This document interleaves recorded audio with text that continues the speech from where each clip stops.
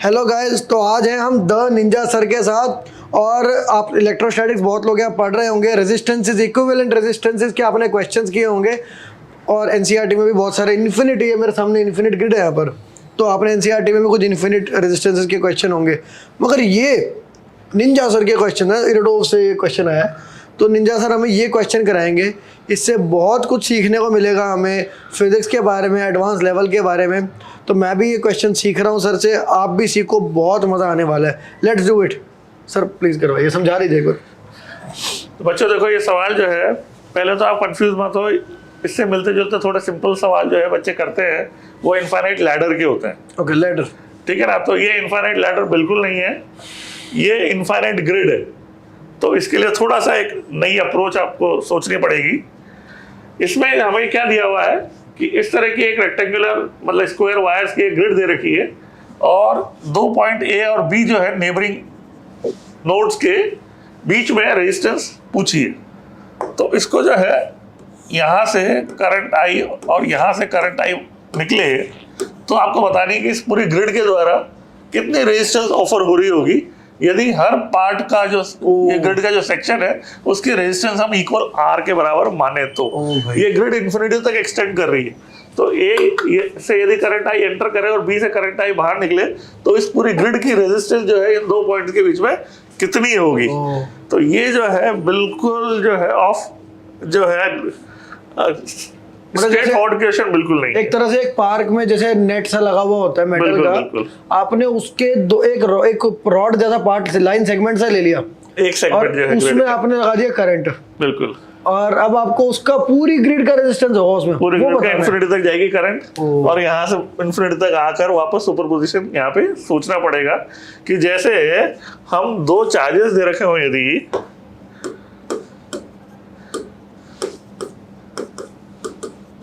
तो क्या सोचते हैं, तो ये सोचते हैं कि यहाँ पे इलेक्ट्रिक फील्ड जो होगा, जो अकेले इसकी वजह से होता है, जो अकेले इसकी वजह से होता है, दोनों का वेक्टर सम होगा। वैसे ही जो है यहाँ पे सिमेट्री आपको तब देखने को मिलेगी जब आप ये सोचोगे कि केवल करंट आ रहा है, जा नहीं रहा है, केवल करंट आ रहा है, तो हम सिमेट्री की बात कर पाएंगे कि ये जो आने वाला करंट है वो इन 4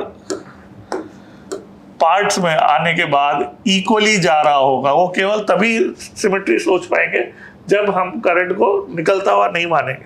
तो ये एक प्रिंसिपल होता है कि आप जो है सिमेट्री यदि दूसरे को हटा के देख पा रहे हो, तो 1 बाय 1 करके पहले करंट को केवल आता हुआ मान लो, और फिर देखो इस सर्किट में क्या हो रहा है, और फिर वैसे ही जो है उल्टा करंट को रिवर्स में फ्लो होता हुआ मान लो, और बी से निकलता हुआ मान लो। सर आप प्लीज एक बार सुपरपोजिशन जैसे सर्किट्स के अंदर एक बार बच्चों को हल्का सा समझा सकते हो, बच्चों के लिए?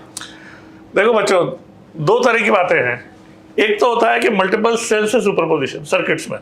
तो यदि आपको एक सेल दे रखा हो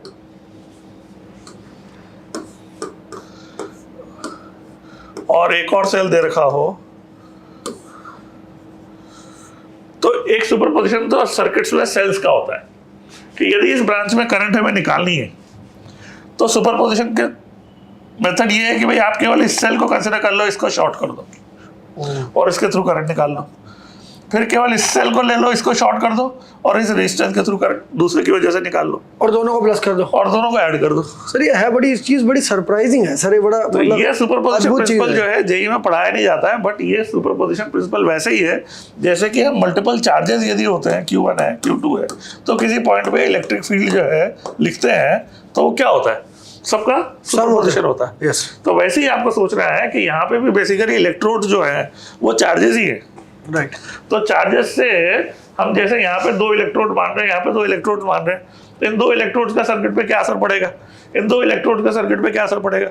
वैसे ही है जैसे कि चार्जेस जो मल्टीपल होते हैं उनका किसी पॉइंट पे इलेक्ट्रिक फील्ड के रूप में फर्क पड़ता है। सर इसको एनसीईआरटी में ये भी बिल्कुल सुपरपोजिशन प्रिंसिपल भी लिखा हुआ है, मगर उस चीज़ को मतलब बस एक टॉपिक की तरह बस 5 मिनट में निपटा दिया जाता है, और उससे इरेडोव के क्वेश्चन हो सकते हैं, सोचिए। बिल्कुल, यहाँ पर आप देखो कि सिमेट्री हमें तभी मिलेगी, इसमें लिखा हुआ है देखो, make use of the principle of symmetry and superposition. 2 चीजें देखनी है। तो सुपरपोजिशन तो हम कैसे लगाएंगे कि पहले हम एक का आती हुई करंट को सोचेंगे केवल, वो तो, और फिर केवल जाती हुई करंट सोचेंगे, तो वो लगाया हमने सुपरपोजिशन, दोनों की वजह से अलग अलग सोचेंगे। और सिमेट्री कहाँ आती है? सिमेट्री ये हो रही है कि जब हम आती हो जाती हो दोनों करंट मानेंगे तो सर्किट में सिमेट्री नहीं रहेगी, है ना?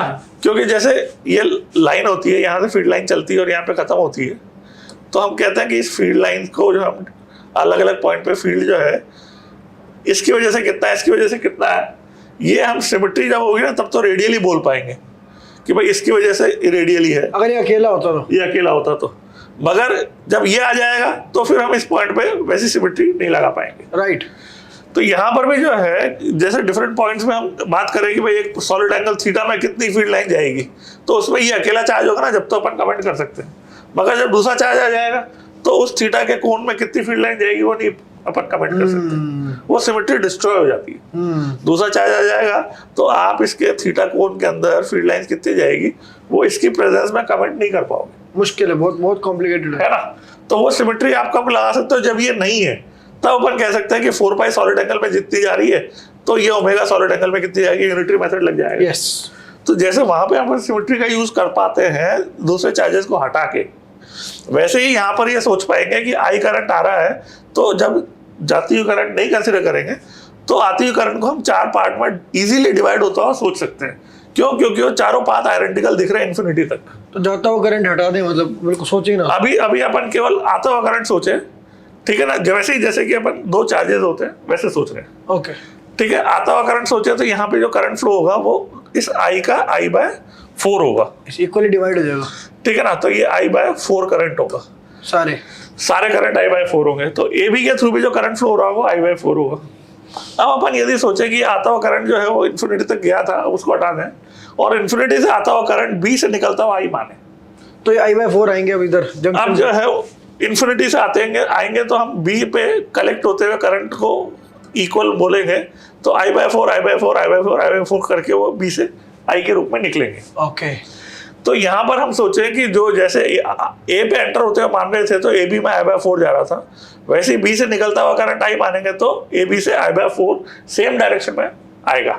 ओके, और यदि वहां पे हम सुपरपोजिशन का बात करें तो वो क्या हो जाएगा, ए बी के थ्रू करंट इन दोनों की प्रेजेंस में I/4 का सम I/2 जो है फ्लो हो रहा होगा जब करंट यहाँ से आई आ रही है और जब यहाँ से करंट आई निकल रही है। जस्ट ए बी से जो फ्लो हो रहा है वो I/2 होगा।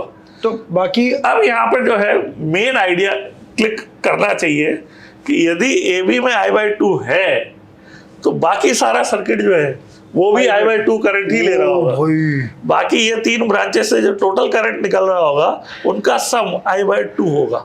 यहाँ से एंटर करने के बाद जब I/2 इधर गया तो इन तीनों ब्रांचेस से टोटल करंट I/2 जाएगा, मतलब पूरी ग्रिड से आधा करंट और उस एलिमेंट से आधा करंट, ए बी के थ्रू आधा करंट। ओ भाई, अब ये सोचो कि यहाँ से जो है आई करंट आया और एक रास्ते में I/2 गया और दूसरे रास्ते में भी I/2 गया, तो जो यहाँ पे रेजिस्टेंस है वही वहां होगा, ये क्लियर आइडिया है। ओ भाई, इस पूरी जो है I/2 से मैंने इसके बराबर रेजिस्टेंस बाकी पूरे सर्किट की सोच ली। तो ये यदि R है और ये पैरेलल में भी R हो गई क्योंकि सेम करंट कैरी कर रही है, तो दोनों का पैरेलल क्या हो जाएगा, R/2 जो इसका आंसर हो जाएगा। R/2 हो गया आंसर, तो ये इसका आंसर हो गया।